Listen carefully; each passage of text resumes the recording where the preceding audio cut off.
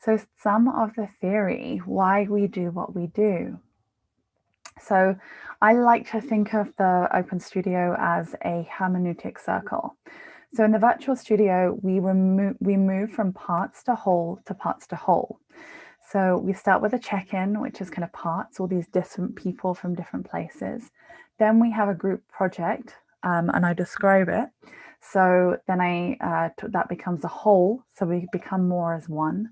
Then there's the individual art making and sharing, and so that's where people are really in their individual kind of bubbles making.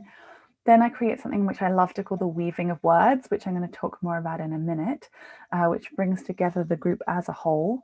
And then we have a checkout word at the end, which goes back to parts before people move back. And so it's just a different way of looking at this dynamic. And I love this quote. So the group therapist's job is to create the machinery of therapy, to set it in motion and to keep it operating with maximum effectiveness. That's by Yalom and Lesh. So they also state that although the mechanics are important, the basic posture of the therapist to a client must be one of concern, acceptance, genuineness, empathy. Nothing, no technical consideration takes precedent over this.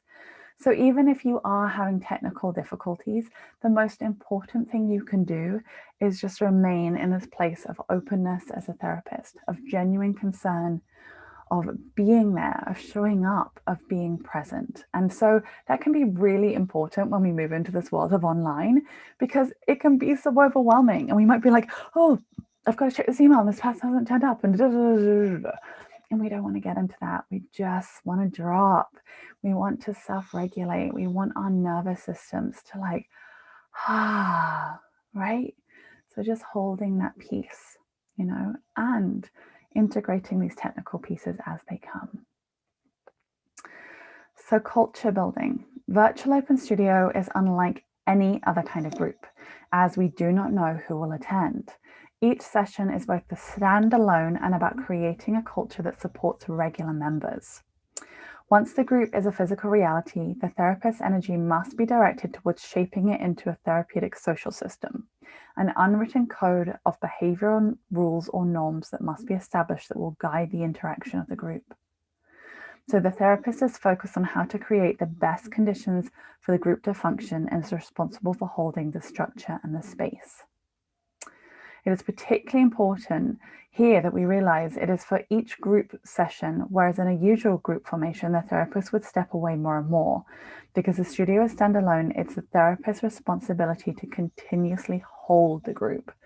And if you're more interested on this, I can recommend more resources and also revisiting for many people Yalom's therapeutic factors to help you inform you of how you want to cultivate these cultures and these norms. So group norms that might appear in the virtual Open Studio setting are non-judgmental acceptance of others, a clear structure. We have a beginning, a middle, and an end. And I'm going to talk a little bit about this and go much more into this into the live session. We want to have respect for the artwork, being on time to the session. We want to cultivate that obviously for ourselves, but also for the participants. Participants bring their own materials and have them set up around them when they begin. Participants can work on a theme or project or make spontaneous art.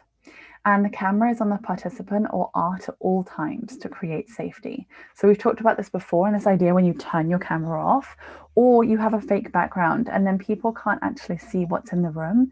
And that feels kind of scary and a little bit intense. So I really invite people to show up as they are and have their camera on. And if they're feeling uncomfortable, to just put it on the art. So when we cultivate group norms, we cultivate safety, which allows healing, risk-taking through art, and a range of emotions. So creating cohesion in a standalone group. The group leader is solely responsible for creating and convening the group. Initially, the clients are strangers to one another and know only the therapist, who is the group's unifying force. And so that is this diagram here. So this is the therapist in the middle, and these are all the participants. So your first task is to help create a physical entity, a cohesive group. One way that we can do this actively is by asking participants to pass their turn to another person at the beginning and the end. So you've all kind of heard me do this when we have the check-in and I say, oh, okay, so please share and then pass it to the next person. And so this is a simple way of creating cohesion in a group, especially a group of people that don't know each other.